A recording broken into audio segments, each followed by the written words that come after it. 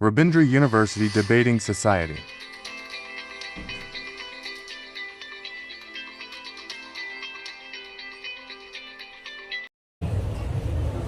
প্রধানমন্ত্রী আকাশ কুমার সাহা আমি মহাসংসদে সিদ্ধান্ত উত্থাপনের জন্য অনুরোধ করছি।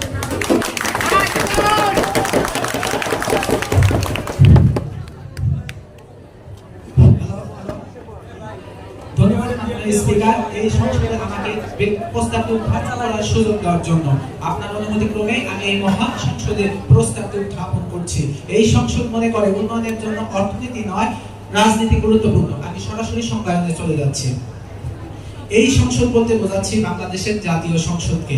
উন্নয়ন একটি সংকীর্ণ ধারণা নয়। উন্নয়ন বলতে দুই ভাগে ভাগ করা যায়, একটি সামাজিক উন্নয়ন আর একটি অর্থনৈতিক বা অবকাঠামোগত উন্নয়ন। উন্নয়নকে আমরা শুধু অর্থনীতির জন্য মধ্যে সীমাবদ্ধ রাখছি না মাননীয় স্পিকার। উন্নয়ন বলতে বোঝাচ্ছি স্বাস্থ্য, শিক্ষা, সামাজিক উন্নয়ন, বৈষম্য, সমতা, অবকাঠামো, মানব উন্নয়নকে বোঝাচ্ছি মাননীয় স্পিকার।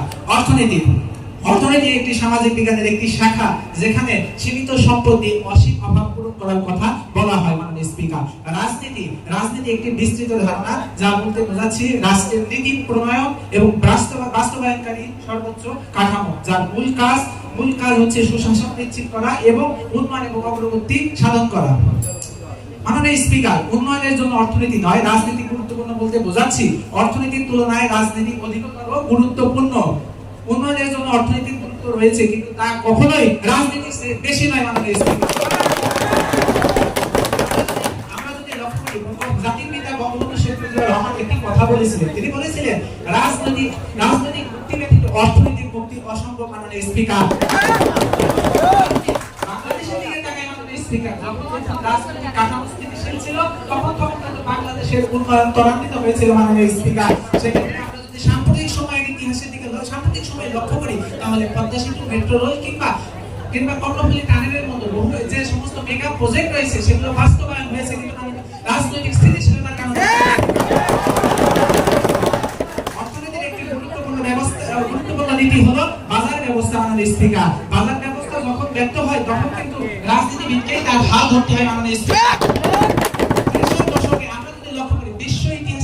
আমরা তাকাই, তাহলে দেখতে পাবো যে আমেরিকার অর্থনীতি যখন মহামন্দার কবলে পড়ে, তখন বিশ্ববিখ্যাত অর্থনীতিবিদ জন মেনার্ড কেইস আর বই the general theory of employment and money বইতে তিনি অর্থনীতিকে একটি কার্যকর করার জন্য সরকারি হস্তক্ষেপের কথা বলেছেন।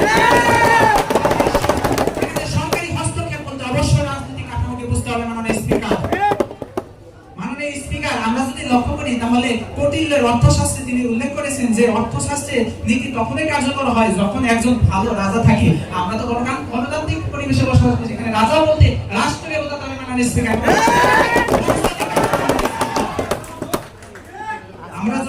আমরা যদি আফ্রিকা মহাদেশের দিকে তাকাই মাননীয় স্পিকার, সেখানে কি নেই? সমস্ত প্রাকৃতিক সম্পদ থেকে জনসম্পদ রয়েছে, তারপরও তারা কেন প্রতিনিয়ত দারিদ্র এবং যার সাথে লড়াই করতে হচ্ছে মাননীয় স্পিকার? কারণ সেখানে শক্তিশালী রাজনৈতিক কাঠামো নেই মাননীয় স্পিকার। আফ্রিকা মহাদেশে শক্তিশালী রাজনৈতিক কাঠামো থাকতো, তাহলে অবশ্যই আফ্রিকা মহাদেশ উন্নত হতে পারত মাননীয় স্পিকার।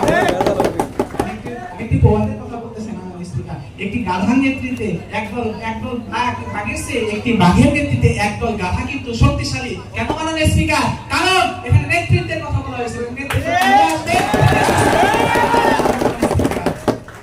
আমরা সাম্প্রতিক ইতিহাসের দিকেও তাকাতে পারি মাননীয় স্পিকার, কি দেখতে পাবো?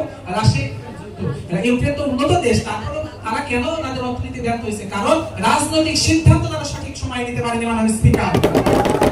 বিখ্যাত অর্থনীতিবিদ অমর্ত্য সেন তার দারিদ্র্য এবং উন্নয়ন বইয়ে উল্লেখ করেছেন যে একটি দেশে রাজনৈতিক সদিচ্ছা না থাকলে উন্নয়নের সূচকগুলো অর্জন কিন্তু সম্ভব হয় না মাননীয় স্পিকার। তিনি এখানে রাজনৈতিক সিদ্ধান্তের গুরুত্ব দিয়েছেন মাননীয় স্পিকার।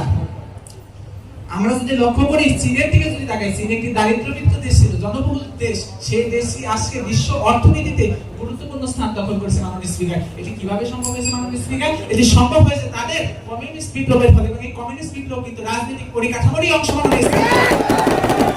এবং আমরা যদি লক্ষ্য করি দক্ষিণ এশিয়ার শ্রীলঙ্কার মানব উন্নয়ন সূচকে শীর্ষস্থানে ছিল মাননীয় স্পিকার। সেই দেশটি কয়েক বছরের ব্যবধানে দেউলিয়া দ্বারপ্রান্তে পৌঁছেছিল। কেন মাননীয় স্পিকার? কারণ তাদের রাজনৈতিক ব্যবস্থা বাধাগ্রস্ত হয়েছিল।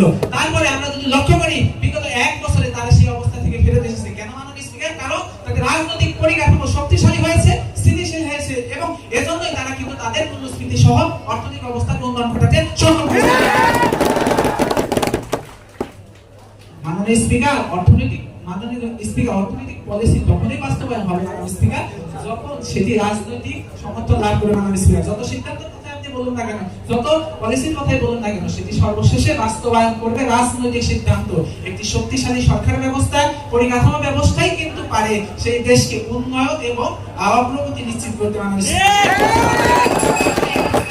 এই মহান সংসদে উত্থাপন করেছে মাননীয় স্পিকার। আমি আপনার কাছ থেকে কোনো সময় জেনেছি এই মহান সংসদে এই প্রস্তাবটি যেন গৃহীত হয় তার জোর দাবি জানিয়ে আমার বক্তব্য এখানে শেষ করছি। ধন্যবাদ মাননীয় স্পিকার, ধন্যবাদ।